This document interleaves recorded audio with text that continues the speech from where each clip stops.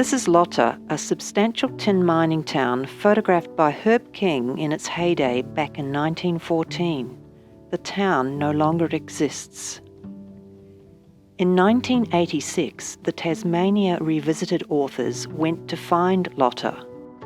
Here we see their camper van parked on a dusty triangular intersection surrounded by bush.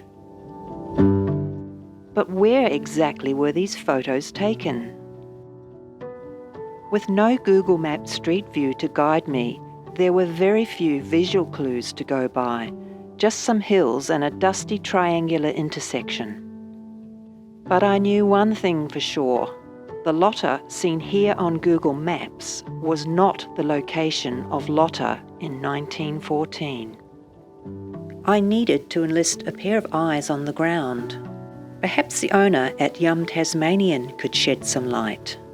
I was in luck. From the photographs, he recognised the intersection was just 4 kilometres up the road from his farm. Zooming in, this intersection appeared to closely match the Tasmania Revisited 1986 image. Plus, the 3D orientation view of the surrounding hillsides looked similar to Herb's 1914 photograph. Could this be the Lotta I was looking for? Guided by my GPS, I turned off the Tasman Highway onto a narrow, rough, unsealed road that took me through the lush foothills of the Blue Tears Forest Reserve. As I drew closer, my GPS informed me that I had reached my destination. I immediately recognised the triangular intersection where the Tasmania Revisited authors had parked their camper van back in 1986. I turned left and pulled over. Using Herb's 1914 image on my iPad, I took a few moments to orientate myself. But where had Herb taken his image from? I couldn't be sure. A couple from the property behind were out in their garden. I showed them Herb's photo. They agreed that it must have been taken from their neighbour's property across the road. I managed to catch the owner, Steve, just as he was driving out. Steve kindly granted me permission to access his land. I drove on up, parked, and made my way up to a steep clearing beside the cottage. When I turned around, the view in front of me confirmed I'd finally found Lotta. Of all the images of Herb's that I researched, this was the hardest one to find. Google Maps helped. I even contacted a local organic potato farmer, and he was the one who gave me basically this general area, but the people who really helped me are the locals who live here who now call Lotta home.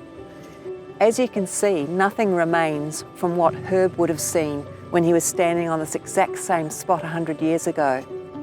From this vantage point, it was quite easy to line up the image, and I took my shot.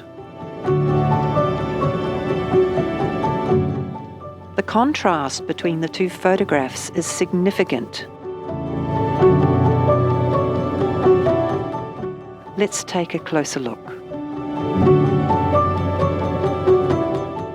Back in 1914, the massive deforestation by ringbarking and logging is very apparent. A century later, the forest is now growing back, and trees once more cover the hillside. In 1914, several buildings lined the streets: homes, school, shops, and hotels. Today, none of these original buildings remain, just a dusty road with a triangular intersection. Ironically, on the exact spot where the horse and cart once stood, there is now a parked car. Basically, nothing remains. This was a boom town.